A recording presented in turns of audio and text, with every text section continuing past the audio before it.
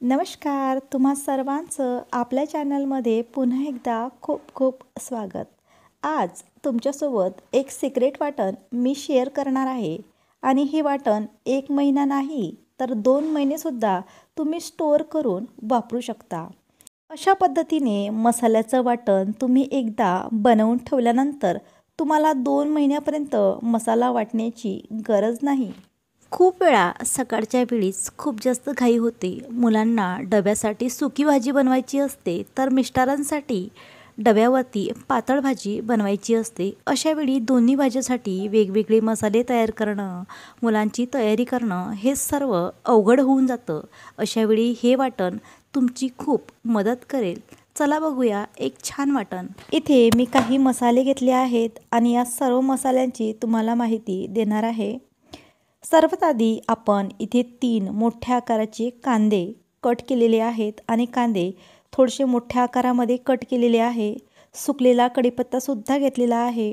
काळ्या पाटीचं 150 ग्रॅम एवढं खोबरं घेतलेलं आहे आणि हे खोबरं थोडंसं पातळच चिरून घेतलेलं आहे. याऐवजी तुम्ही किसूनसुद्धा घेऊ शकता. इथे 1 टीस्पून सोप घेतलेली आहे, 1 टीस्पून जिरे घेतलेली आहे आणि हाफ टीस्पून मोहरी घेतलेली आहे. 2 टेबलस्पून इथे आपण पांढरे तीळ घेतलेले आहेत. 6 हिरव्या मिरच्या इथे वापरलेल्या आहेत. इथे आपण 50 ग्रॅम एवढे शेंगदाणे घेतलेले आहे.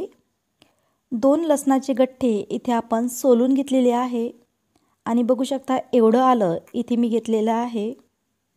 यामध्येच आपल्याला मीठसुद्धा घालायचं आहे, म्हणून इथे मीठसुद्धा घेतलेलं आहे. मीठ आपण चवीनुसार वापरणार आहोत.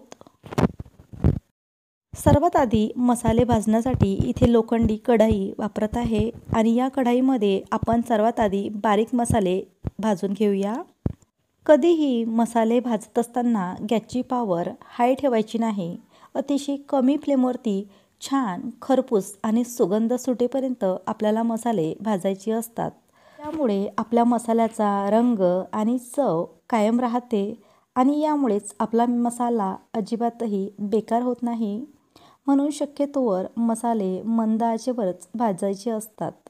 आता यामध्येच सुक्या मिरच्या आणि धनेसुद्धा टाकलेले आहे. कढई छान अशी गरम झाली आहे. यामुळे गॅस बंद केलेला आहे आणि छान असं हे भाजून तयार होत आहे. जर तुम्हाला घरामधून एखादा छोटासा बिझनेस करायचा असेल तर अशा पद्धतीचा ओला मसाला बनवून तुम्ही नक्कीच विकू शकता आणि मी सुद्धा अशा पद्धतीचा हा मसाला बनवून विकत असते. हा मसाला बनवताना आपल्याला पाण्याचा वापर करायचा नाही. या मसाल्यामध्ये जर आपण पाणी घातलं तर नक्कीच हा मसाला बेकार होण्याची खूप जास्त शक्यता असते. यासाठी यामध्ये मी पाणी वापरणार नाही. पुन्हा कढई आपण गॅसवरती ठेवलेली आहे. आता यामध्ये खोबरंसुद्धा भाजून घेणार आहोत. इथे खोबरं मी छान असं पातळ कट केलेलं आहे. याऐवजी तुम्ही हे खोबरं बारीकसर किसूनसुद्धा घेऊ शकता. हा मसाला विकत असताना 100 ग्रॅम मसाला आपल्याला 100 रुपयाला द्यायचा असतो.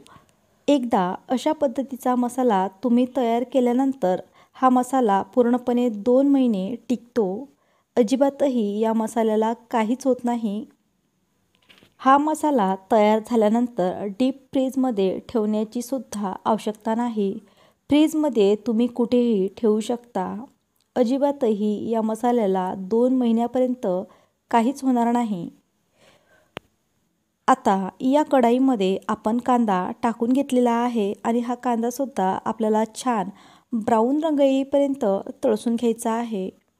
यामध्येच सुकलेली कढीपत्त्याची पानं घातलेली आहे आणि यामध्येच आपण लसणाच्या पाकळ्यासुद्धा घातलेल्या आहे. लसूण तुम्ही तुमच्या आवडीनुसार कमी जास्त करू शकता. लसूण मसाल्यामध्ये घातल्यानंतर आपल्याला भाजीमध्ये वेगळा लसूण टाकण्याची गरज नाही. कांदा छान मऊ असा होण्यासाठी आपण यामध्ये तेलसुद्धा घालणार आहोत आणि इथे हिरव्या मिरच्यासुद्धा मी घातलेल्या आहेत. 6 हिरव्या मिरच्या मी वापरलेल्या आहे.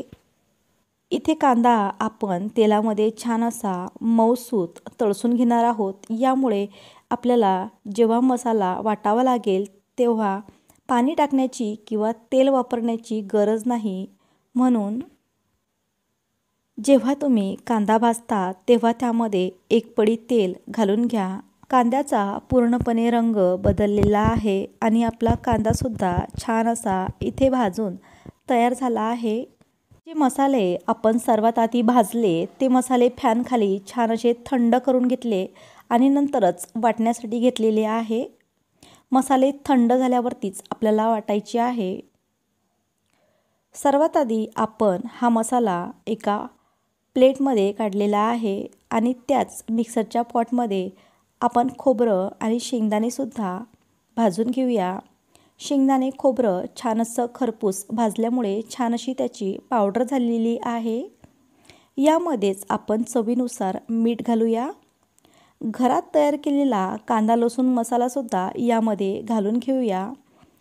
5 टेबलस्पून कांदा लसूण मसाला इथे वापरलेला आहे।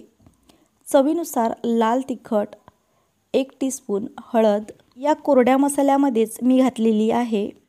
कांदासुद्धा आपला छान असा थंड झालेला आहे। आता हा कांदासुद्धा आपण पाणी न घालता वाटून घेऊया। हा मसाला वाटत असताना कांद्याची बारीकसर पेस्ट होत नसेल तर यामध्ये तुम्ही 1 पडी तेल वापरू शकता, पण पाण्याचा वापर करायचा नाही। जर तुम्ही पाणी वापरलं तर हा मसाला तुमचा 1 महिन्याच्या वर टिकणार नाही। अशा पद्धतीचा मसाला तयार झाल्यानंतर आपण हे सर्व मसाले एकत्र करून घेऊया। बघू शकता कांदासुद्धा छान असा बारीकसर वाटून झालेला आहे। कोरड्या मसाल्यामध्ये कांद्याची पेस्ट टाकल्यानंतर छान असा आपल्याला एकजीव करायचा आहे।